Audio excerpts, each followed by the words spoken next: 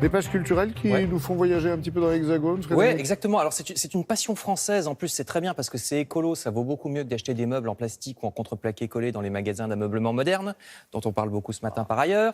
Cette passion, c'est la brocante, vous voyez. Mais celle dont vous parle ce matin le Parisien aujourd'hui en France, c'est une brocante très particulière puisque c'est, vous le voyez, la grande brocante des collectivités locales. Les mairies, les départements, les régions, vous le savez, manquent d'argent, donc ils vendent. Et pas seulement des meubles. Le journal parle aussi bien d'une villa à Deauville, d'un étang en Haute-Savoie, des voitures, tout ça vendu par petites annonces ou sur des sites internet de vente aux enchères. Ça permet aux collectivités locales qui s'en débarrassent de gagner un peu d'argent et de se défaire d'objets qui ne leur servent plus, qui parfois coûtent en plus en entretien. Donc vous pourrez trouver en ce moment, par exemple, un château en Charente-Maritime qu'on va voir à l'image, le voici, pour à peine plus de 500 000 €, mais j'ai l'impression qu'il y a quelques travaux. Non, je pense que juste l'électricité pas aux normes et pas que ça.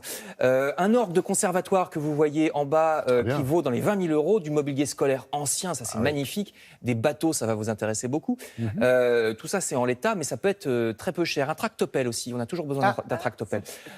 Toutes les coordonnées dans le Parisien. Une histoire de recyclage également, mais alors là c'est un peu triste à en croire l'humanité. Vous voyez ce titre, la vieille dame du quai Voltaire est en train de mourir en silence. Alors la vieille dame du quai Voltaire, c'est la documentation française, un service qui dépend du Premier ministre et qui stocke des archives. La bibliothèque et la librairie sont en train de fermer, la librairie de la documentation française, qui est pourtant une référence pour les livres sur la politique par exemple. Les habitués de cette librairie sont très surpris que ça ferme, donc le quai Voltaire au centre de Paris. C'est un service qui était né pendant la Résistance. La librairie de Lyon est aussi fermée. Nous n'aurons plus aucune relation avec le public, se plaignent les employés. Il n'y aura plus désormais que le site internet et des tonnes de livres, une fois numérisés, partent à la poubelle. Donc c'est un peu triste.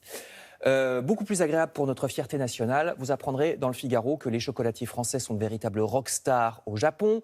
C'est actuellement le 16e salon du chocolat à Tokyo. Les Japonais sont fous des chocolats fins venus de l'Hexagone, aussi des pâtisseries, etc. Ils adorent les pâtisseries françaises.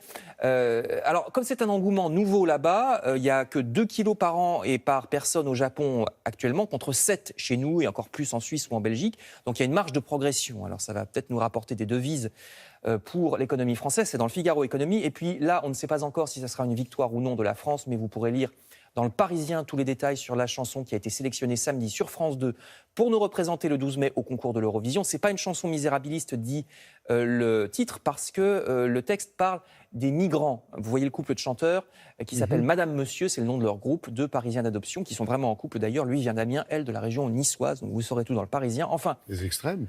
Oui, 2 extrêmes.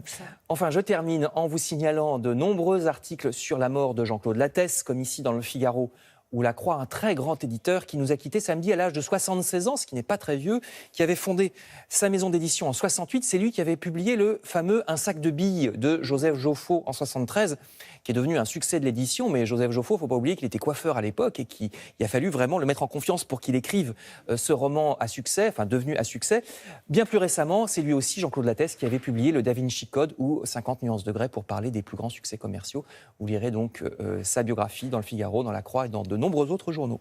Oui, certains pensaient même qu'il avait la recette du succès. Ça l'amusait beaucoup, Jean-Claude Lattès. Oui, effectivement. Merci pour ce petit voyage dans les pages culturelles de nos journaux.